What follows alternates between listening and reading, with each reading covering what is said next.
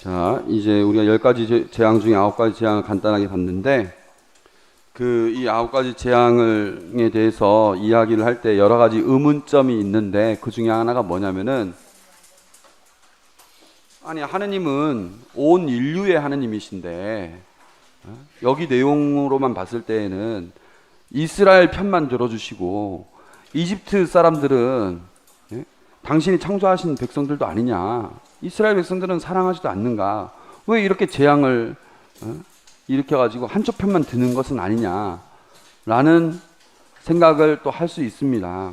그래서 이렇게 이스라엘 백성을 위해서 이집트인들에게 폭력적인 방식을 행사하시는 이 하느님을 어떻게 받아들여야 될지, 그런 의문점을 우선 가지면서, 그러면 이게 정말 그런 부분에서 어떻게 생각을 해야 될지 한번 생각을 해보겠습니다.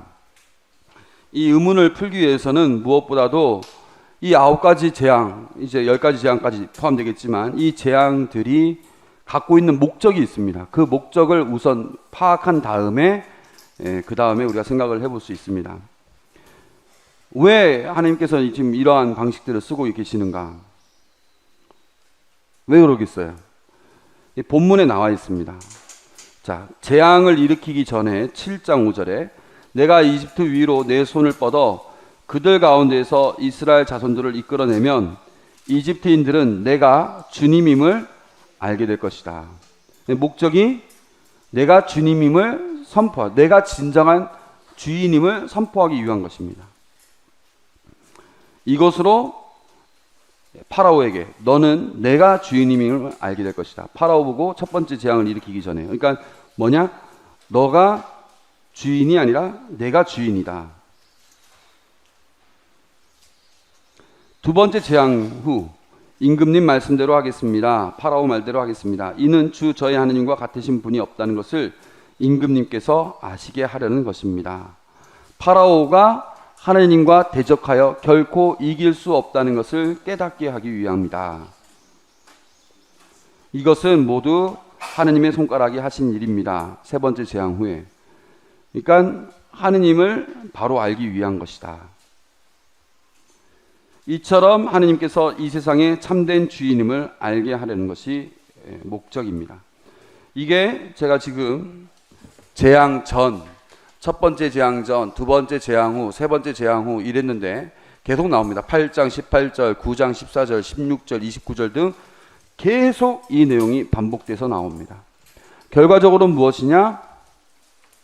파라오가, 이집트인들도 참된 절대 권력자는 파라오가 아니라 하느님임을 깨닫게 하려는 게 목적입니다. 그런데 이들이 그것을 깨닫기에는 너무나 마음이 완고하기 때문에 이러한 방식을 쓰고 계시는 것이죠. 그래서 파라오와 이집트, 하느님과 약속의 땅, 이 두 세계, 이집트의 세계와 약속의 땅의 세계에 있어서 파라오가 차지하고 있는 이 이집트 안에서, 이 안에서도 하느님께서 우리를 주관하고 계신다는 것을 깨닫게 하기 위한 방식이 바로 이것입니다. 그리고 아까도 말씀드렸지만은 이스라엘이 이 파라오와 하느님 사이에서 파라오가 아니라 하느님을 선택하기 위한 표징들이 되는 것이죠. 이 모든 것들이. 아, 파라오보다 더 크신 분이 있구나. 그 표징들을 지금 보여주신 것이죠. 표징들. 그래서 재앙이 단순한 심판이 아니라 표징의 의미다. 하느님을 깨닫게 하려는 표징의 의미다. 누가 참 주인인가를 깨닫게 하려는 표징이다. 그러한 차원으로 알아들여야 된다는 것입니다. 그래서 물이 피로 만드는 것 자체가 목적이 아니라, 그렇게 하면서 이집트인들을 괴롭히는 것, 개구리 소동으로 이집트인들을 괴롭히는 것, 그렇게 괴롭히는 것 자체가 목적이 아니라, 이러한 것들을 통해서 누가 진정한 주인인가, 누가 진정한 왕인가, 임금인가를 깨닫게 하는 수단들인 것입니다. 여러분들은 신앙인으로서 진짜 회개를 하셨습니까? 아니면 회개를 했던 기억이라든가 회개를 한 적이 있습니까? 아니면 회개를 했습니까?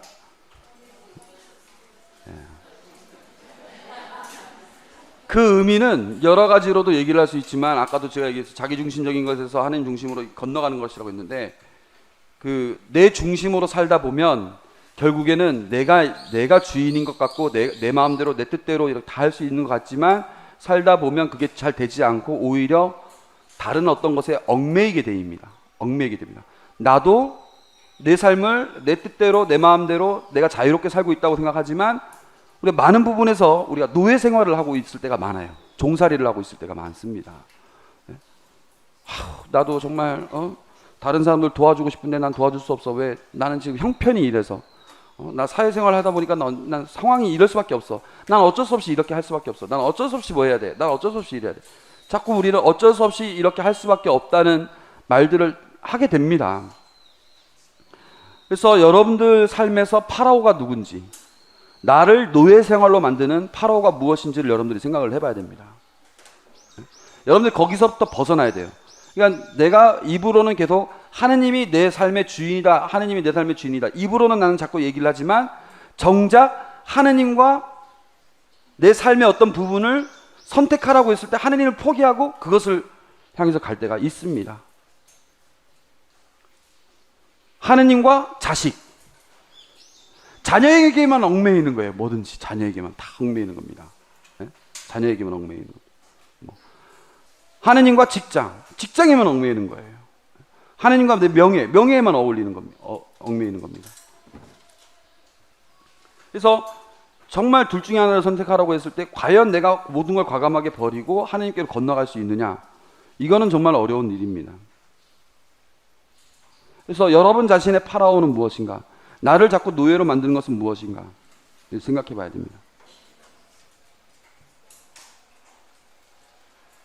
여기 자매님들은 그러면 언뜻 생각나는 게 일단은 나의 파라오는 누군가? 우리 시어머니. 나 시어머니 때문에 나 어쩔 수 없이 이럴 거 다 해야 돼. 우리 남편, 철없는 우리 아들, 철없는 우리 딸. 나도 정말 봉사하고 싶고 이러는데, 아이고 우리 딸이 나한테 손주를 맡겨가지고 내가 꼼짝을 할 수가 없어요. 뭐 이런 거.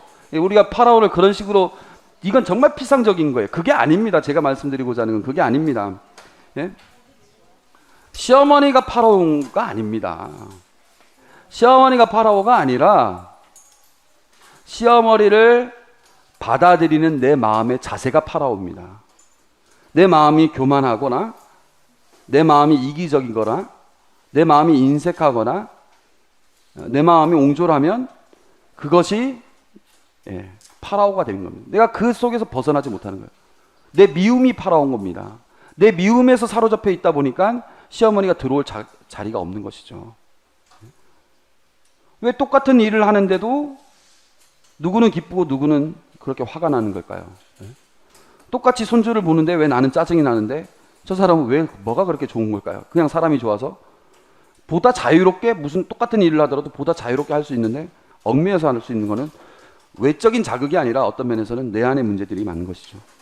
그래서 뭐 여러 가지 파라오, 여러분들 각자가 생각할 수 있겠지만은 제가 그냥 파라오라고 선정해 본 거는 예수님께서 우리에게 말씀하셨던, 우리 안에서 사람이 입 안으로 들어오는 건 깨끗하다, 그러나 입 안에서 사람 속에서 밖으로 나가는 게 더럽다고 했죠. 그것들을 일단 꼽아봤습니다. 교만, 인색, 질투, 분노, 욕정, 탐욕, 나태, 뭐 이런 것들입니다. 그래서 내가 이런 것들에 사로잡혀 있는 것은 아닌가, 이런 것들에 사로잡혀. 이거는 하나의 이름일 뿐이고 여러분들이 또 다른 형태의 파라오들을 생각해 볼 수 있겠죠. 내 학력, 내 실력, 내 재산, 뭐 이런 것이 나의 파라오가 될 수도 있는 것입니다. 뭐 그런 것도 결국엔 교만에 속하는 것이기도 하겠죠. 사람 욕심, 애정 결핍, 사랑받고자 하는 이 마음, 뭐 이런 것들도 결국에는 파라오라고 될 수 있고, 결국엔 그것도 뭐 일종의 뭐 질투라든가 뭐 욕심, 뭐 이런 거는 뭐 하나, 둘, 셋, 넷, 다섯, 일곱. 이거는 지금 우리가 저 7제종을 지금 제가 썼네요. 7제종. 그래서 우리가 이런 데서 벗어나기 위해서 이런 것들에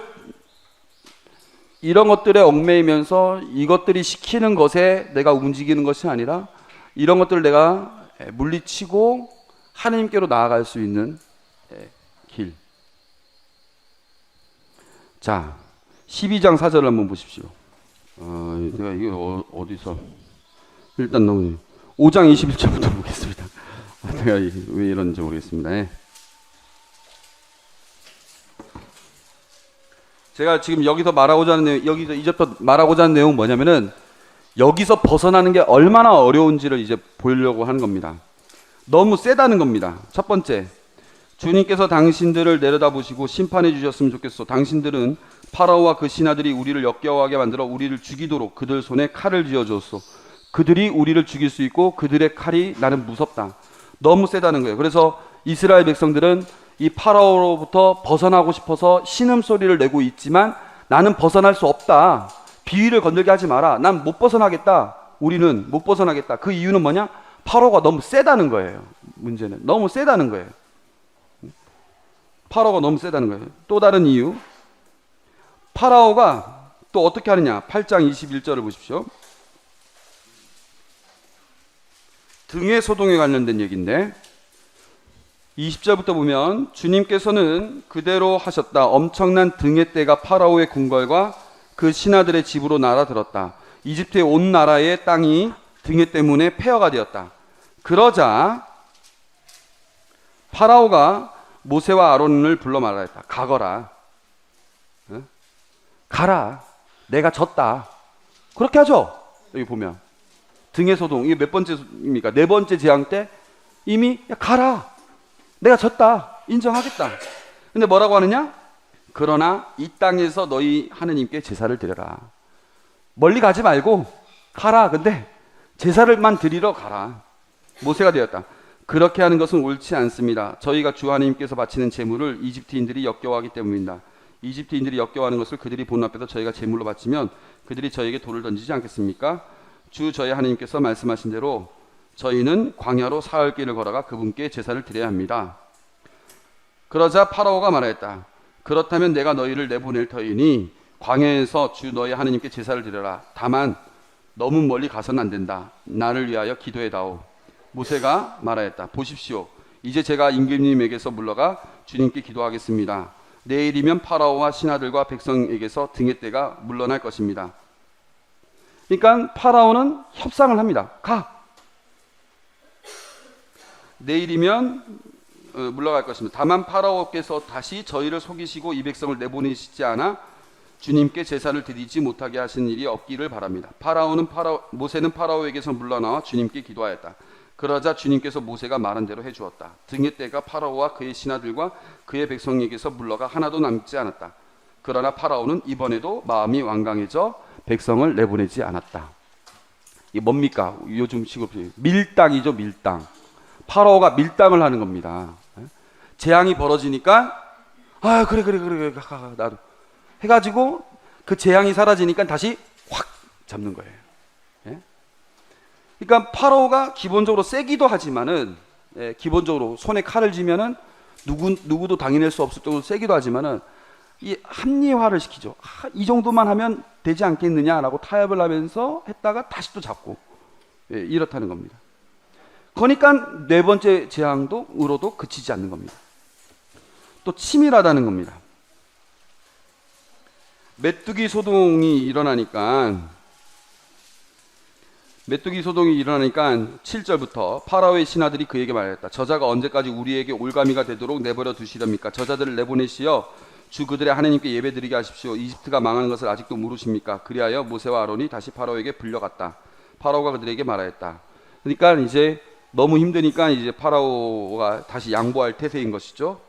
가서 주 너의 하나님께 예배드려라. 그런데 갈 사람은 누구냐? 모세가 대답하였다. 저희 아이들과 노인들을 데리고 가야겠습니다. 아들, 딸들과 함께 양떼와 소떼도 몰고 가야겠습니다. 저희가 주님의 축제를 지내야 하기 때문입니다. 그러자 파라오가 그들에게 말하였다. 아무리 주님께서 너희와 함께 계신다 한들 내가 너희와 너희 어린 것들이 함께 내보내성 싶으냐? 너희가 흉내를 꾸미고 있는 것이 분명하다. 어린도 없다. 장정들이나 가서 주님께 예배를 드려라. 이것이 너희가 바라던 것 아니냐. 그들은 파라오 앞에서 쫓겨났다. 여기서도 보면은 보내려고 하는데 야, 다 가지 말고 장정들만 가. 계속 이제 파라오가 절충선을 계속 내밀면서 이렇게 치밀하게 얘기를 합니다. 그리고 비겁하다. 9장 27절. 얘들을 지금 이런 얘들이 많은데 그 중에 얘만 보겠습니다.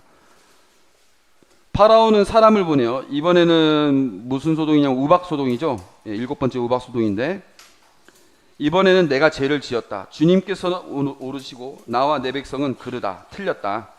주님께 기도해다오. 우레와 우박이 너무 심하구나. 내가 너희를 내보내겠다. 더 이상 여기에 머무르지 않아도 된다.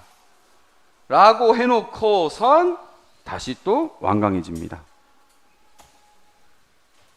그러니까 파라오에서 벗어나려고 하는데 이 9가지 재앙 중에서도 계속 당하고 있으면서도 파라오는 계속 쥐락펴락 밀당 하면서 나갈 것 같으면 다시 잡고, 나갈 것 같으면 다시 잡고. 여러분들 낚시해 보셨어요? 낚시할 때 어떻게 합니까? 무조건 땡깁니까? 아니에요. 놨다가 지칠 때쯤 다시 땡기고, 놨다가 또 지칠 때쯤 다시 땡기고. 계속 그렇게 하죠. 이 덫이라는 게 그렇습니다. 파라오가 그런 모습을 보여줍니다. 이런 여러 가지 모습들을. 그래서 이스라엘 백성들이 너무 길들여져 있기도 하지만 파라오 자체가 너무 세기도 하고 자꾸 합리화하고 치밀하고 비겁하게 협상들을 이렇게 하면서 쥐락펴락을 하고 있는데, 우리도 마찬가지입니다. 우리가 우리의 어떤 죄의 올가미, 우리의 파라오에게서 벗어나려고 하지만 이게 잘 안 되는 이유가 뭐냐? 잘 안 되는 이유가 막 타협을 하거든요. 적당히. 내일쯤 해. 오늘은 그냥 넘어가. 너 화나지도 않아? 야, 너 성격이 있잖아. 자꾸. 그래, 그러면 오늘은 미사 가가지고 적당히 미사하고 기도하면 야, 그걸로 된 거야. 그걸로 보상 받은 거야. 자꾸 쥐락펴락 하면서 내 자신이 온전히 거기에서부터 벗어나지 못하게 우리를 얽어맨다는 거죠.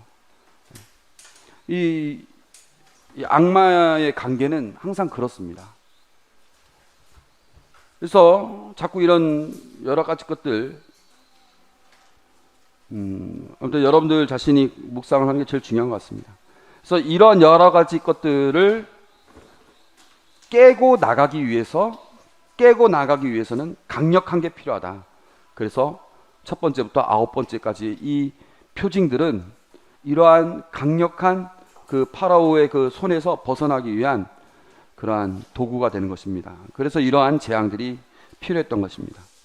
이러한 재앙이라도 있으니까 파라오가 손을 놓게 되는 것이죠. 그래서 결론은 9가지 재앙은 벌이 아니라 하나님의 권능을 드러내는 표징이고, 그분 표징을 알아보고 그것에 따를 줄 알아야 우리는 탈출할 수 있다. 그래서 내 중심적인 것, 아니면 내가 얽매여 있는 것에서 벗어나기 위해서는 표징들을 알아보고 그것을 따라가야 됩니다. 제가 요즘에는 하도 강의, 강론 이런 게 너무 많아가지고 언제 얘기했는지도 모르겠어요. 반복되더라도 그냥 얘기를 하겠습니다.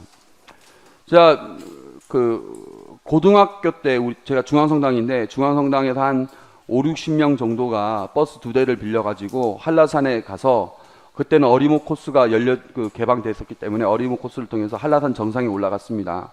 정상에 올라가서 거기서 그 미사, 학생 미사 같이 하고, 백록담에서 미사하고 이제 내려왔어요. 기타도 다 들고 가가지고 그렇게 해서 5, 60명이 미사를 했는데, 문제는 뭐냐, 제가 그때 고등학교 2학년 때인가 3학년 때였는데, 이제 막 내려가면 이제 남자애들이라든가 이제 빠릿빠릿한 애들은 막 내려갈 때 막 뛰어가지 않습니까? 막 내려갔어요. 근데 문제는 이제 어린아이들, 여자아이들은 막 느리지 않습니까? 그러니까 저는 또 그때 이제 고등학교 2, 3학년이었기 때문에, 또 우리 학생회를 맡아 있었기 때문에 어쨌거나 좀 후미에 서가지고 사람들이 이렇게 가는 거 끝까지 이렇게 볼 수밖에 없었던 위치였는데, 거기 내려오다가 어리목 그 밑에 내려오는데 한 30분 정도 남았을 때 어둑어둑해지기 시작했습니다. 어둑어둑해지니까 이거 안 되겠다 해가지고 그때 저 뒤로 딱 두 팀인가 남았어요. 저 뒤로 얼마 떨어져 있지 않다고 생각했는데 한쪽은 이제 그냥 남자 중학생들인가 그랬고 한쪽은 이제 여자아이 2명하고 수녀님하고 맨 마지막 그 그룹이었는데 어둑어둑해지니까 저는 혼자 걷고 있었고 일단 저라도 뛰어야 될 거 아닙니까? 뛰어가는데 결국엔 너무 깜깜해진 거예요. 그러니까 이거 어떻게 할 수가 없어요. 네? 이게 산에서 어두워지면 이게 말 못하게 어둡거든요. 그래서 또 이제 바위를 막 밟고 내려가야 되는 그 어리모 코스 여러분들 아시겠지만 막 조심히 내려갈까 막 떠듬떠듬하면서 내려갔습니다. 뒤에 있는 사람들은 난 그래도 어둑어둑해질 때 그나마 뛰어갔으니까 그나마 좀 한 10분, 20분 정도 거리였지만 뒤에 있는 사람들은 정말 막막했죠. 그렇게 어둑어둑해가지고 막 조심히 걸어오는데 이제 알고 보니까 이제 밑에서는 이제 난리가 난 겁니다. 성당에 전화해가지고 주인님한테 얘기하고 주인님은 또 이제 신자들하고 같이 이제 막 기도하기 시작하고 막 애들은 막 울고 막 한라산 구조도 막 출동하고 막 이렇게 했습니다. 근데 그때 뭘 했냐면은 그때 한라산 그 구조대에서 뭘 했냐면은 그때 먼저 도착한 남자애들한테 랜턴을 하나씩 주고 20m씩인가 이렇게 뛰어서 징검다리로 해서 길을 만들어 준 겁니다. 예. 그러면서 우리의 이름들을 그냥 부르기 시작하는 겁니다. 계속. 예. 어쩌면 구조대가 뭐 어떻게 할 수가 없으니까 어두워서. 저희도 이렇게 저희가 이제 딱 내려가는데 이제 목소리가 들려요. 그리고 이렇게 내려가다 보니까 빛이 보여요. 그러니까 그 빛을 보면서 따라가는 거예요. 그 빛이 끝나가지고 인사하고 또 가다 보면 또 빛이 보이는 거예요. 그 빛을 따라서 내려가는 겁니다. 그래서 저는 먼저 도착했어요. 딱 가보니까 애들이 막 울고 있더라고요. 그래서 야 울지 말고 우리가 어떻게 할 수 있는 게 아니지 않느냐. 딱 버스에 다 앉아요. 버스에 다 앉혀가지고 묵주기도를 시켰습니다. 걱정하지 말고 기도나 하라고. 그래서 막 우리 기도하고 있었고 남자애들은 계속 그 등불 역할을 해가지고 결국에는 맨 마지막 그 애까지 이제 거기 이제 수녀님하고 여자애 2명이었는데 그 중에 한 애는 또 야맹증이었어요. 그 와중에 수녀님하고 여자애 한 명이 그 애를 막 부축하면서 가면서 그 빛을 따라서 걷고 내려온 겁니다. 그래서 결국엔 아무런 사고 없이 무사히 다 돌아왔는데 그 어둠에 쌓여 있는 그 숲에서 그 산에서 벗어나는 데에는 자신의 힘만으로 되는 것도 아니고 예? 무엇이 있었냐면 그 등불이 있었다는 거죠. 그 등불을 바라봐야만이 올바른 방향을 알아보고 걸어 나올 수 있는 겁니다. 거기서 탈출하기 위해서는 예? 우리가 그 나를 얽매고 있는 것에서 탈출하기 위해서는 무엇이 필요하냐? 얽매고 있는 것이 무엇인가에 대한 정확한 성찰도 필요하고 거기서부터 벗어나야 되겠다는 뭐 어떤 그런 의향도 그런 소망도 필요하지만 무엇보다도 나를 거기서부터 벗어나게 해주시는 하느님의 그 손길. 당신 말씀은 제 발에 등불이옵니다. 나의 길을 비추는 빛이 옵니다라는 그 말씀처럼 그분께서 나를 이끄시는 그 손길, 그 표징, 그걸 바라보면서 걸어 나가는 겁니다. 그래야 우리가 나갈 수 있는 겁니다. 우리 삶에서 주님께서 나를 이끄시는 그 표징들을 그걸 지켜보는 겁니다. 이스라엘 백성들에게 있어서 이것들은 그러한 표징의 역할들을 하는 겁니다. 이것들을 바라보면서 아, 주님께서 더 크신 분이시구나. 주님께서 우리를 이끄시는구나. 우리가 주님을 믿고 따르면 되겠구나라고 계속 그분의 말씀에 순종하게끔 하는 그런 힘들이 되는 거죠. 그것들을 밟고 하나하나 그 다음 단계로 넘어갈 수 있는 겁니다. 그 와중에 파라오는 쥐락펴락 하면서 어떻게든 안 보내려고 하거든요. 탈출에 있어서 정말 중요한 거는 그분의 표징을 알아보고 그것에 따를 줄 알아야 된다는 것입니다. 주님의 목소리를 듣게 되거든 너희 마음을 무디게 갖지 말라. 우리 사순절 때 항상 얘기 듣는 거 아닙니까? 그래서 그분께서 나에게 들려주시는 말씀, 그분께서 나에게 보여주시는 표징이 무엇인지를 날마다 성찰하고 그것을 향해서 가는 자세, 그게 내 중심 혹은 파라오의 노예의 삶에서 종살이에서 벗어날 수 있는 길입니다. 자, 어쨌거나 이렇게 9번째까지도 파라오가 말을 듣지 않았습니다. 그 결과는 어떻게 됐느냐? 파라오가 모세에게 말하였다. 딱 보자마자 야, 너 그냥 꺼져. 다시는 내 얼굴 보지도 마. 너 조심해. 내 얼굴을 보는 날 넌 그냥 죽어. 파라오가 그냥 완전히 그냥 모세한테 열받아. 모세도 이제 배짱이 생겼어요. 9번 정도. 말씀하신 대로 저도 임금님의 얼굴을 다시는 보지 않겠습니다. 주님께서 이렇게 말씀하십니다. 마지막 10번째 재앙을 예고하는 거죠. 내가 한밤중에 이집트 가운데 나아가겠다. 왕자에 앉은 파라오의 맏아들부터 맷돌 앞에 앉은 여종의 맏아들까지 이집트 땅의 맏아들과 짐승의 맏배들이, 그러니까 이집트 땅의 맏아들은 모조리 죽을 것이다. 그리고 그러면 이집트 온 땅에 이집까지도 없었고 앞으로도 없을 큰 곡성이 터질 것이다. 그러나 이스라엘 자손들에게는 개조차 짓지 않을 것이다. 사람에게나 짐승이나 그러할 것이다. 이는 주님이 이집트인들과 이스라엘인들을 구분하였음을 너희가 알게 하려는 것이다. 이렇게 되면 임금님의 신하들이 모두 내려와 저에게 엎드려 그대와 그대를 따르는 백성 모두 떠나가 주십시오 하고 말할 것입니다. 그래야 저는 떠나겠습니다. 모세는 노기에 차 파라오에게서 물러나왔다. 마지막 9번째까지도 파라오는 말을 듣지 않았을 뿐만 아니라 오히려 모세에게 너 다시 보기만 해. 근데 죽는 줄 이렇게 엄포를 했을 때 모세도 담대하게 이렇게 얘기를 합니다. 주님께서 모세에게 말씀하셨다. 파라오는 너희 말을 듣지 않을 것이다. 이는 나에게 이집트 땅에서 더 많은 기적을 이루게 하려는 것이다. 그래서 이제 그 많은 기적을 이루면서 또 이제 파라오는 내보내지 않았죠. 그래서 이제 10번째 기적이 나오게 됩니다. 말을 듣지 않는 고집스러운 파라오. 도저히 바뀌지 않는 나의 성격, 나의 천적. 이 파라오처럼 나는 아무리 해도 나는 못 벗어날 것 같아. 그만큼 너무 고집스러워. 이런 경우가 있죠. 여러분들의 파라오 나름대로 생각하셨을지 모르겠지만 아까 제가 얘기했죠. 어떤 외부적인 것만이 아니라 사실은 그게 내 안의 문제일 수도 있다. 뭐 그런 것일 수도 있고 아니면 외부적인 것이든 어쨌거나 나에게 있어서 너무나 치명적인 것들이 꼭 있을 수밖에 없어요. 나에게 있어서 치명적인 것들. 예를 들어서 뭐 우리 남편이 알코올 중독이다. 내가 아무리 좋게 하려고 해도 내 남편이 알코올 중독인 이상 저는요 자유롭게 살 수 없습니다. 뭐 이런 사람도 있을 거 아닙니까? 우리 시어머니는 10년째 누워 있습니다. 누워 있으면서 맨날 입에서는 욕만 나오고 있습니다. 그렇게 하는 이상 제가 어떻게 할 수가 없습니다. 뭐 이런 경우도 있죠. 뭐 저는요 성격이요 원래 뭐 이런 성격입니다. 이거는 제가 어떻게 할 수가 없습니다. 이런 것들도 있죠. 그만큼 고집스러운 이 파라오의 형태를 띠고 있는 모습들이 우리 삶에서 계속 보입니다.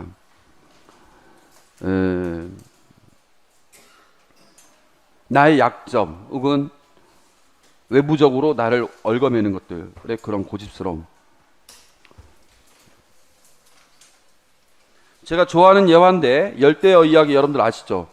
그 어떤 사람이 아프리카에 갔다가 아프리카에서 미국 사람인데 아프리카에서 그 강에 그 고기들을 봤는데 고기들이 너무 예쁜 거예요. 그래서 이거를 자기네가 그 이 열대어들을 가져다가 미국에 가면 미국에서 아주 좋은 값으로 팔 수 있겠다 싶어가지고 사업을 구상을 해가지고 배를 끌고 와가지고 어항 수족관을 만들고 그 열대어를 잡아가지고 그 수족관에 태워가지고 그래서 이제 미국까지 가지고 갑니다. 가지고 왔는데 문제는 뭐냐?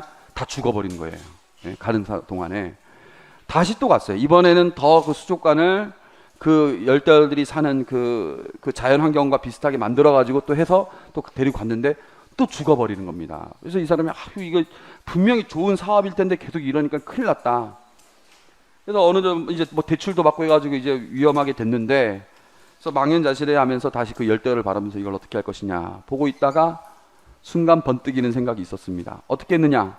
세 번째에는 그 수족관에다가 열대어들을 싣고 거기에다가 그 열대어를 잡아먹는 천적 한 마리를 집어놨습니다. 그러니까 이제 그 아프리카에서 미국까지 건너가는 동안에 그 수족관 안에는 천적과 열대어가 같이 있는 것이죠. 그러니까 그럼 이 열대어들이 어떻게 할까요? 죽지 않으려고 발버둥을 치는 겁니다. 언제까지? 도착할 때까지. 죽지 않으려고 발버둥을 치다 보니까 얘네들이 결국엔 죽지 않고 살아나서 미국까지 도착했다는 얘기가 있습니다. 우리 삶에서 정말 이 고집스러운 파라오, 내 성격, 내 약점 혹은 내 주변에 있는 사람들, 난 저 사람만 없으면 난 살 수 있을 것 같아.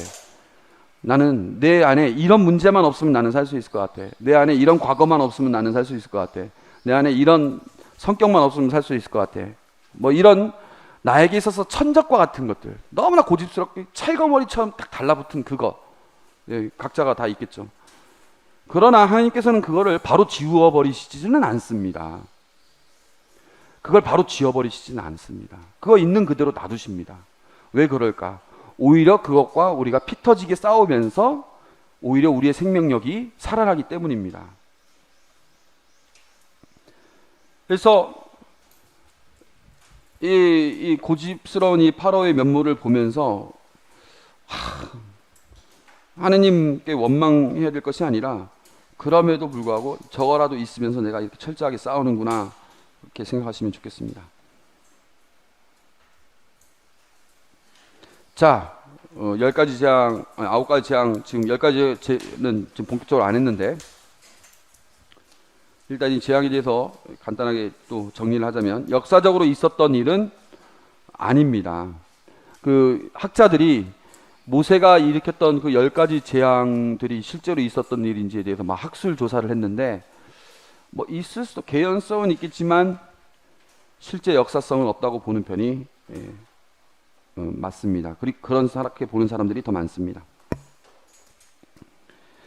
우리가 지난번에 노아의 홍수를 배울 때도 여러 가지 노아의 홍수가 실제 있었던 일이 아니라 실제 있을 법한 자연재해의 이야기를 신학적으로 재전개한 거라고 그때 말씀드렸었는데, 이것도 그러한 측면으로 얘기할 수 있습니다. 하나님이 이집트인들을 싫어하시는 건가? 그렇지 않다는 것입니다. 이스라엘의 하느님과 이집트의 파라오 혹은 이집트의 태양신 간의 싸움에 신학적인 주안점이 있습니다. 아까 계속 얘기했던 거니까 넘어가겠습니다. 그리고 이제 마지막 10번째 재앙입니다. 12장 1절에 나와 있는 말입니다. 너희는 이 달을 첫째 달로 삼아 한 해를 시작하는 달로 하여라. 이스라엘은 온 공동체에게 이렇게 일러라. 이달 초 열흘날 너희는 가정마다 작은 가축 한 마리씩, 집집마다 작은 가축 한 마리씩 마련하여라. 너희는 그것을 이달 열 나흘날까지, 그러니까 초하루부터 열 나흘날까지 14일까지 이스라엘의 온 공동체가 모여 저녁 어스름에 잡아라. 그리고 그 피는 받아서 짐승을 먹을 집에 두 문설주와 상인빵에 발라라. 그날 밤에 그 고기를 먹어야 하는데 불에 구워 누룩 없는 빵과 쓴나물을 곁들여야 먹어야 한다. 아침까지 아무것도 남겨서는 안 된다. 아직까지 남은 것은 불에 태워 버려야 한다. 그것을 먹을 때에는 허리에 띠를 메고 발에는 신을 신고 손에는 지팡이를 쥐고 서둘러 먹어야 한다. 이것이 주님을 위한 파스카 축제다. 이날 밤 나는 이집트 땅을 지나가면서 사람에서 짐승에 이르기까지 이집트 땅의 마다들과 맛배를 모조리 치겠다. 그리고 이집트 신들을 모조리 벌하겠다. 나는 주님이다. 너희가 있는 집에 발린 피는 너희를 위한 표지가 될 것이다. 내가 이집트를 칠 때 그 피를 보고 너희만은 거르고 지나가겠다. 그러면 어떤 재앙도 너희를 멸망시키지 않을 것이다. 이날이야말로 너희의 기념일이니 이날 주님을 위하여 축제를 지내라. 이를 영원한 규칙으로 삼아 대대로 축제일로 지내야 한다. 10번째 재앙을 예고하시면서 10번째 재앙이 하나의 축제로 남게 만드십니다. 너무도 유명한 내용인데, 자, 이 달을 첫째 달로 삼아 한 해의 시작하는 달로 하여라라고 얘기했는데, 이 달 첫째 달을 우리가 니산 달이라고도 부르기도 하고 아비월이라고도 부릅니다. 아빕 아니면 니산, 둘 다 뭐, 예.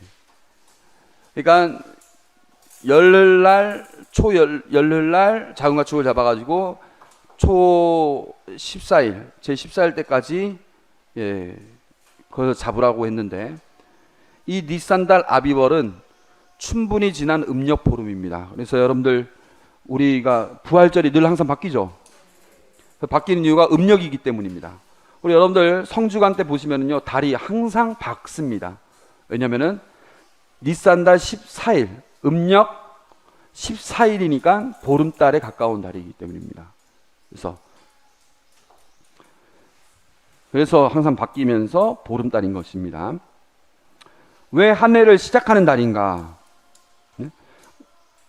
그러니까 이제 이스라엘에게 있어서 시작하는 달은 이때가 되는 거예요. 이때가 첫 달이에요. 첫 달. 여러분들 1년의 시작은 1월 1일이죠. 근데 한국 사람에게 있어서 원래 1년의 시작은 언제입니까? 설날이죠. 학생들에게 있어서 1년의 시작은 언제입니까? 3월이죠. 예. 그 다음에 또 우리 교회에 있어서 1년의 시작은 12월 대림이죠.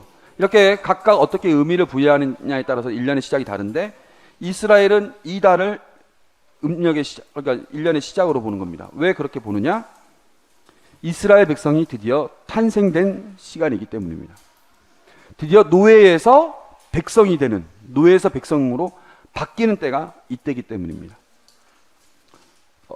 하나님 백성의 탄생 기념일, 어떤 면은 생일입니다. 생일. 그래서 이 파스카는 항상 이스라엘에서 결정적인 사건이 있은 뒤에는 항상 이 파스카 언급이 나옵니다.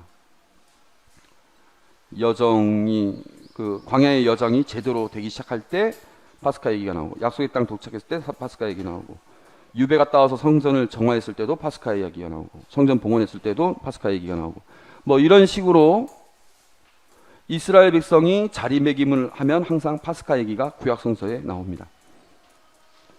그래서 파스카 예식을 통해서 노예에서 자유인으로, 진정한 하나님의 백성으로 바뀌었음을 늘 상기시키는 것입니다.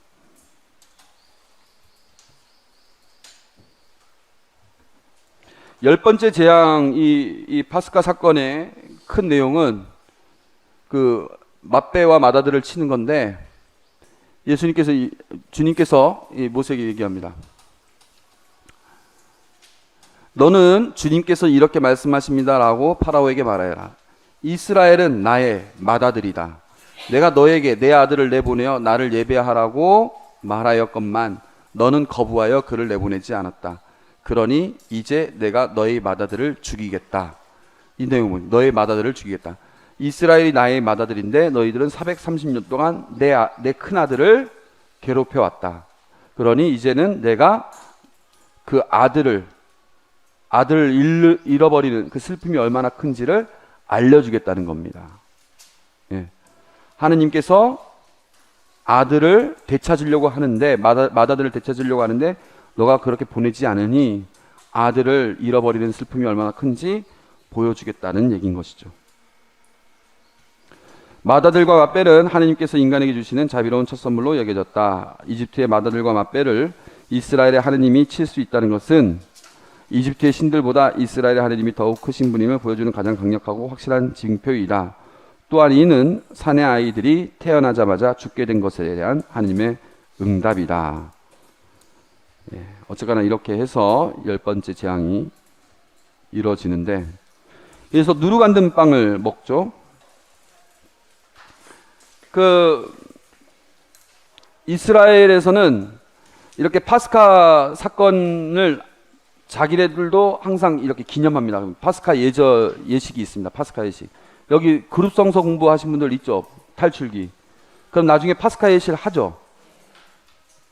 그 내용에 보면은 이런 내용이 있습니다. 그러니까 우리도 명절을 가정에서 보내는 것처럼 이스라엘도 이 파스카 예식, 과월절 예식을 집안에서 보냅니다. 그러면 이제 그 집에서 가장 나이 어린 아이가 가장 나이 많은 사람한테 물어봅니다. 몇 가지 질문을 하면 그 나이 많은 사람이 그것에 대해서 대답을 해줘요. 그러면 이 아이가 자라가지고 나중에 어른이 되면 또 거기에 제일 어린 애가 또 물어보겠죠. 그러면 그 의미를 얘기해 줍니다. 그러면서 파스카 예절이 계속 이어지게끔 하는데, 그 질문 중에 이런 질문이 있습니다. 왜 누룩 안 든 빵을 먹나요? 함께 읽어보겠습니다. 시작.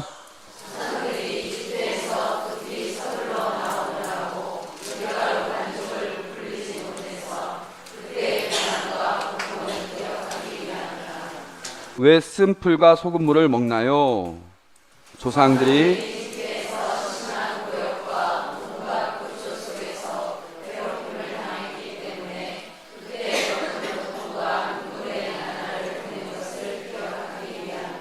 왜 어린 양을 잡나요?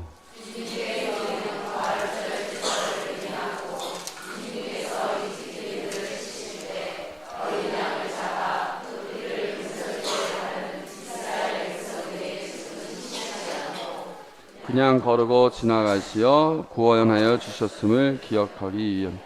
오늘 밤은 왜 왼쪽으로 기대어 먹나요? 노예살이에서 자유인이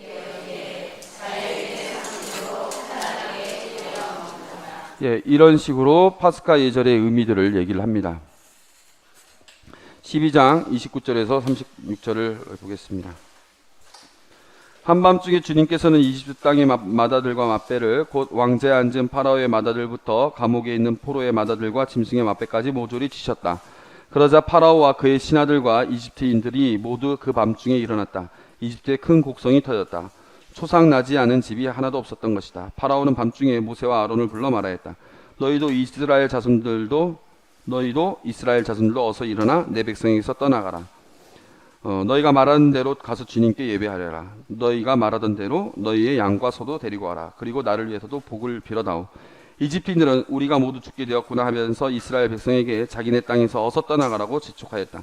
그래서 이스라엘 백성은 빵 반죽이 부풀기도 전에 반죽 통째 옷에 싸서 어깨에 둘러매었다. 이스라엘 자손들은 모세가 일러준 대로 이집트인들에게 금부치와 옷가지를 요구하였다. 주님께서는 이스라엘 백성들이 이집트인들에게 호감을 사도록 하시어 요구한 대로 다 내주시게 하셨다. 그리하여 그들은 이집트인들을 털었다. 그렇게 해서 마침내 이스라엘 자손들은 라메세스를 떠나 수콧으로 향하였다. 아이들을 빼고 걸어서 행진하는 장정만도 60만 가량이 되었다. 제주도 인구가 됐죠. 그래서 그렇게 많은 이들이 드디어 다 탈출하게 됩니다. 그래서 이렇게 해서 드디어 10번째 재앙으로 탈출하게 되는 겁니다. 은부치와 금부치는 아까도 부대라고 했는데, 전쟁이라고 했는데, 일종의 전쟁이라고 했는데, 승리자로서의 탈출, 전리품을 얻었다는 것을 의미합니다. 장족만도 60만 명이라고 써져 있는 것은 후손에 대한 약속의 성취를 다시 보여주는 것이죠. 아까도 얘기했지만 주님의 부대, 탈출기는 악과의 싸움 이야기라고 말할 수 있습니다. 그래서 우리도 과연 탈출하기 위해서 얼마나 치열하게 싸우고 있는지 생각해 봐야 됩니다. 자, 전쟁이고, 전쟁에서 이겼고, 은부치와 금부치까지 얻고, 완전히 다 나오게 됐는데, 그래서 제가 과연 탈출하기 위해서 얼마나 싸우고 있는가 생각해 보라고 했는데, 어떻게 싸워야 되는지, 주님의 부대는 싸움에서 한 역할이 무엇이었는가. 이 탈출기에 따르면 이스라엘 백성이 하나의 부대, 전투 부대로서 파라오와 대적해서 싸워서 나온 겁니다. 근데 이들이 한 역할이 뭐였습니까, 여기서? 예?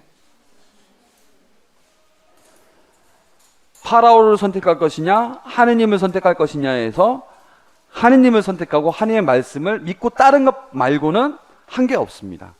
그게 싸움의 무기입니다. 나머지는 하느님이 하시는 거예요.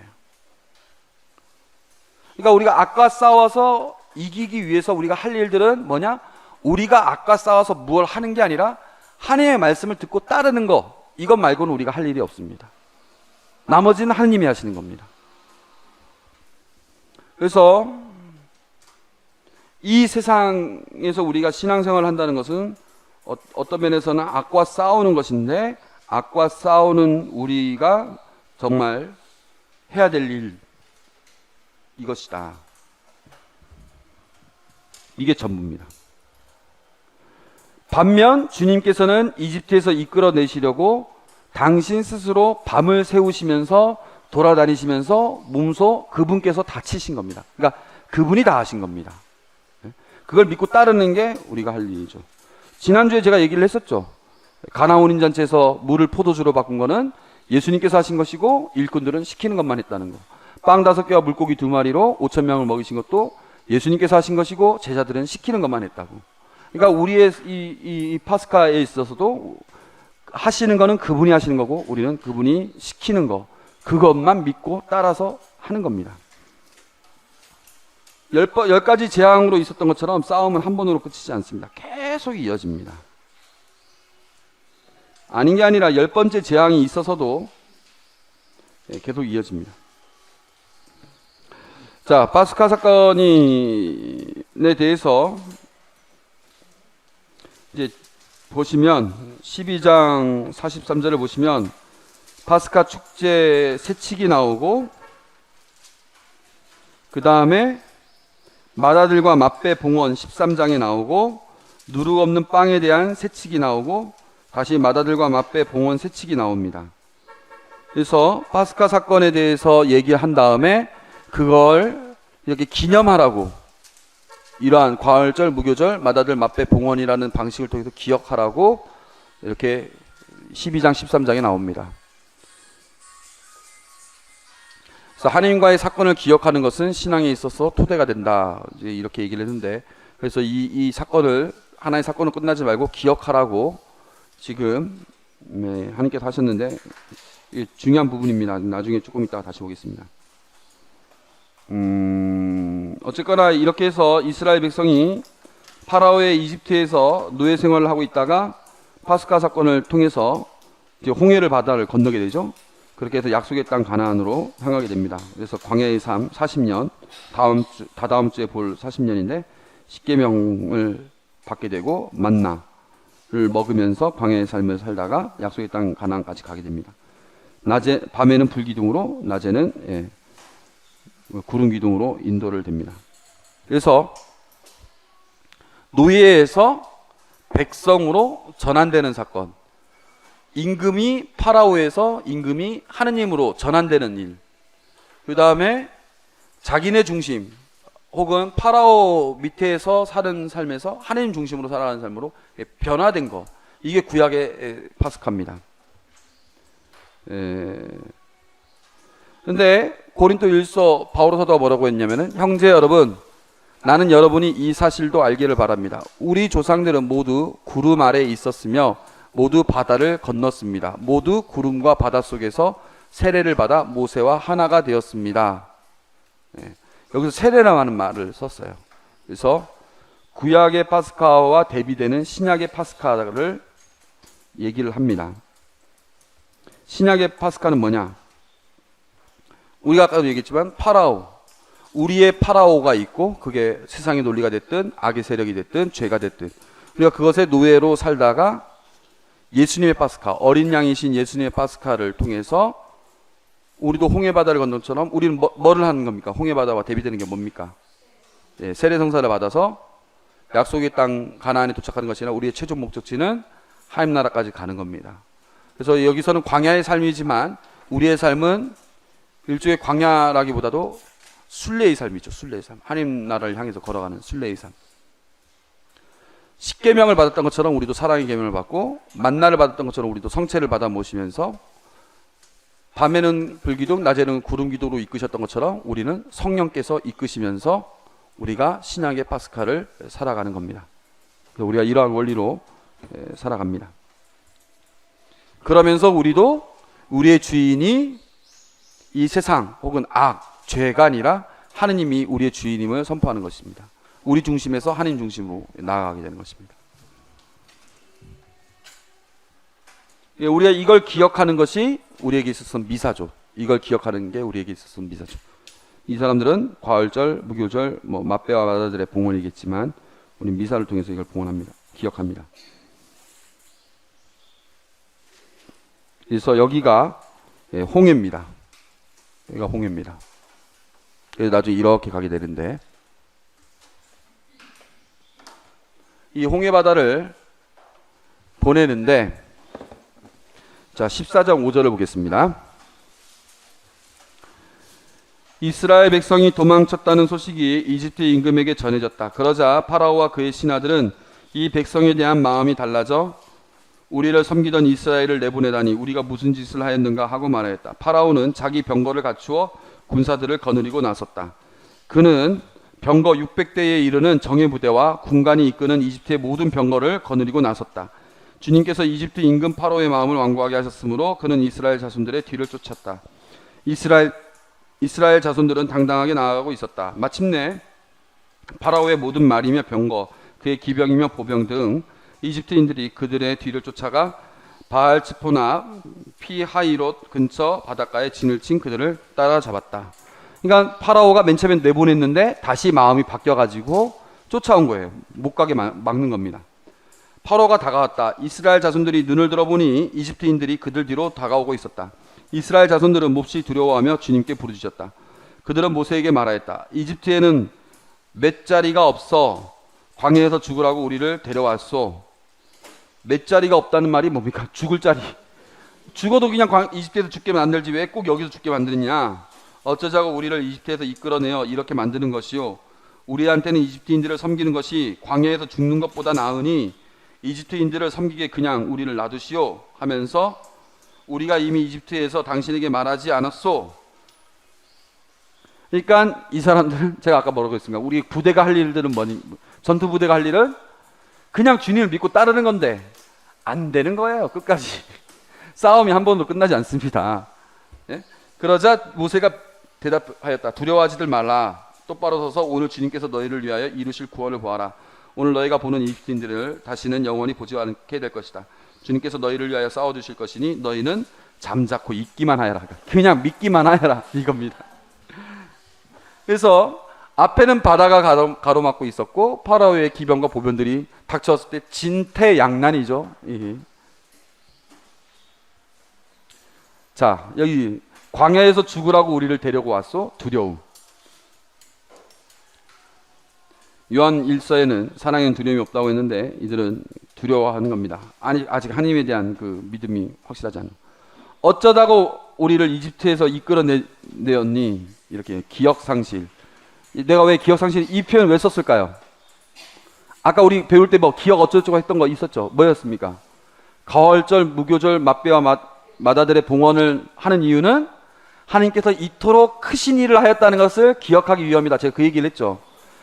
주님께서 분명히 큰 일을 하셨던 것을 기억해야 되는데 그걸 기억하지 못하는 거예요. 그러니까 이런 두려움이 오게 되고 이집트에서 어쩌다가 이렇게 이끌어냈냐고 이렇게 얘기를 하게 되는 겁니다. 그 크신 힘을 믿지 못하는 거예요. 그러니까 기억이 참 중요합니다. 이외에도 협상하자는 이야기도 했었을 겁니다. 야, 우리 대충 이렇게 해가지고 가가지고 하얀 깃발 들어가 백기 들고 그냥 적당히 해가지고 다시 돌아가자. 자기들 안에 파라오가 있는 겁니다. 자기들 스스로가 도망치지 못하는 겁니다. 모세의 입장에서는, 이스라엘 입장에서는 진퇴양난이겠지만은 모세의 입장에서는 사면초가입니다. 홍해가 가로막고 있죠. 파라오의 기병과 보병이 오고 있죠. 백성들이 원성을 하고 있죠. 모세가 여기서 할 일들은 뭐냐? 모세는 과연 여기서 어떻게 해야 될 것이냐? 모세는 과연 어떻게 했을까? 그에게는 여러 가지 선택사항이 있었습니다. 그도 파스카의 인간 아닙니까? 건너가는 사람이니까 그가 선택할 수 있는 첫 번째, 상황 회피. 전에 어떻게 했어요? 사람 죽이니까 도망갔죠? 애써 탈출시켜서 파라오한테 큰 소리 치고 나왔는데 파라오가 이번에는 군대를 이끌고 와가지고 너네 다시 안 와? 너네 죽을 줄 알아? 이러니까 이제 파라오는 이제 잡혀가면 어떻게 되겠습니까? 죽는 겁니다. 그러니까 자살을 하든지 아니면 혼자 도망가든지 잠깐만 있어봐 한 다음에 혼자 확 이럴 수도 있었습니다. 혹은 야, 에라 모르겠다. 야, 너 죽고 나 죽자. 한번 제대로 싸워보자. 이렇게 할 수도 있었을 겁니다. 야, 파라오한테 사절단을 보냅시다. 그래가지고 우리도 어느 정도 힘이 있다는 게 저들도 알 거니까 어쩌지 협상을 합시다. 이렇게 할 수도 있었을 겁니다. 지도자들은 여러 가지 생각할 수 있죠. 그런데 모세가 선택했던 것은 뭐냐? 하느님께 의지하는 겁니다.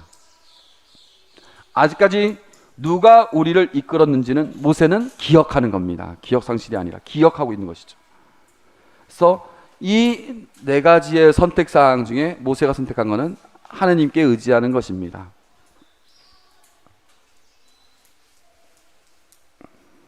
그래서 우리에게 역경이 닥쳐와서 옛 생활로 돌아가려고 할 때 가장 먼저 해야 될 일들은 하나님께서 우리에게 베푸셨던 일들을 기억하고 하나님께 의지하는 것입니다.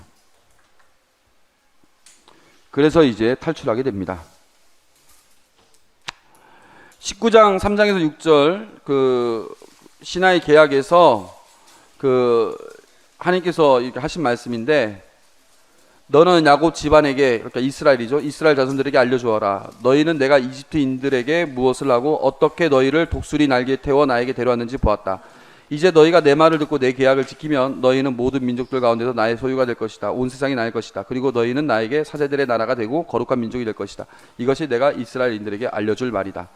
자, 이스라엘을 이렇게 다 홍해 바다를 건너게 한 다음에 나중에 좀 자리 잡고 얘기를 한 내용입니다.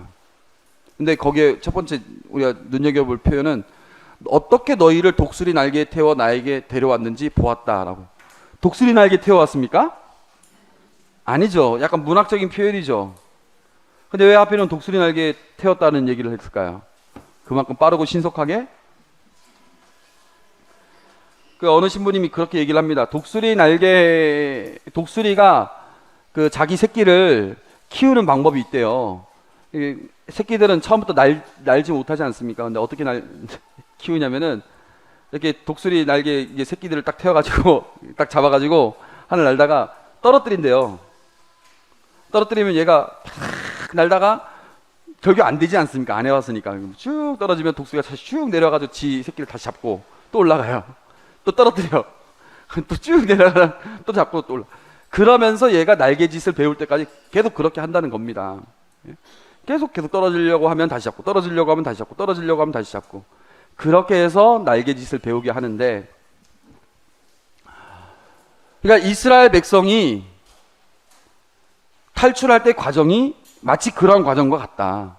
그냥 한 번에 쑥 내려온 게 아니라 여러 가지 실패들도 겪게 되고 9가지 재앙, 10번째 재앙, 막판에 홍해 바다까지 계속적으로 도망쳐야 되겠는데 아니고 계속 이렇게 노예 근성에서 벗어날 수 있기까지 계속 노력을 하나님께서 하시는 거예요. 예, 시간이 다 됐는데 한 가지만 말씀드리겠습니다. 그 독수리 얘기가 나왔는데 어떤 독수리가 알을 낳는데 그 알이 굴러 떨어져 가지고 닭장 속에 들어갔어요. 그래서 이 알이 그 닭은 닭대가리 아닙니까? 닭대가리 지 알인 줄 알고 품어가지고 결국엔 거기서 부화가 돼가지고 그 독수리가 태어났습니다. 독수리는 병아리들하고 같이 지낸 거예요. 병아리들 모이 먹으니까 지도 모이 먹고, 병아리들이 막 자라면서 막 파득파득 못 나니까 지도 안 날고 그냥 지도 이제 닭인 줄 알았던 거죠. 근데 어느 날 이제 다른 독수리가 하늘을 날다가 닭장 그 마을에 있는 그 닭들을 보고 그 닭들 옆에 독수리가 있는 걸 보고 웃겨가지고 내려왔어요. 너 여기서 뭐 하냐? 너 독수리다. 나와라. 안 나오는 거야. 난 독수리가 아니다. 난 독수리가 아니다. 그러니까 뭐냐? 너 날개를 봐라. 너 부리를 봐라. 너 발톱을 봐라. 너 독수리다. 난 여기서 태어났고 난 여기서 자랐고 나는 한 번도 날아본 적이 없다. 난 날지도 못한다. 그러니까 난 독수리가 아니다. 계속 설득하는데도 얘는 아니라고 하는 거예요. 자기가 봤을 때는 자기가 살아온 환경이나 이런 여러 가지가 독수리가 아니기 때문에. 그래서 그 독수리를 결국엔 포기하고 올라갔습니다. 그리고 이 닭인 줄 알고 있었던 이 독수리는 닭처럼 살다가 닭처럼 죽었습니다. 우리가 세례를 받음으로써 우리는 이제 더 이상 파라오의 그늘에서 살지 않는, 파라오의 그늘에서 벗어난 우리는 독수리와 같은 존재들입니다. 독수리와 같은 존재들인데 우리 스스로 우리 안에 새장을 만들고 닭장을 만들고 우리 스스로 거기에서 살고 있는지도 모릅니다. 이미 새장 문은 다 열려 있는데 우리 스스로 날개짓을 연습을 안 해가지고 자유롭게 날개를 두려워하면서 그냥 머물고 있는지도 모릅니다. 그래서 우리가 정말 탈출하려는 의지가 있다면 하나님은 이미 탈출의 문을 열어주셨고 우리를 탈출시켜 주셨고 우리를 독수리와 같은 존재로 창조하셨음에도 불구하고 우리 스스로 난 아니야, 나는 그냥 이 모양으로 살다가 이렇게 죽을래 라고 우리 스스로 두려워하고 하나님을 신뢰하지 못한 채 그냥 그 모습으로 하나님의 그 파라오의 그늘 밑에서 살고 있는지도 모릅니다. 그래서 이 파스카 이 인간 이 모세를 배우면서 우리는 과연 얼마나 벗어나려고 하는지 생각해 보셨으면 좋겠습니다. 제가 가만히 생각해 보니까 모세 전까지는 제가 강의를 참 많이 했어요. 여기저기서. 모세 강의는 제가 많이 못했어요. 그러니까 이게 체계가 잘 안 잡혔어요. 아무튼 다음 주에는 우리가 사제피정이니까 못 뵙고 다다음 주에 그때 이제 마지막 모세 3번째 하도록 하겠습니다. 3종 기도 바치겠습니다. 성부와 성자와 성령의 이름으로 주님의 천사가 마리아께 아뢰니 성부와 성자 성령의 이름으로 수고하셨습니다.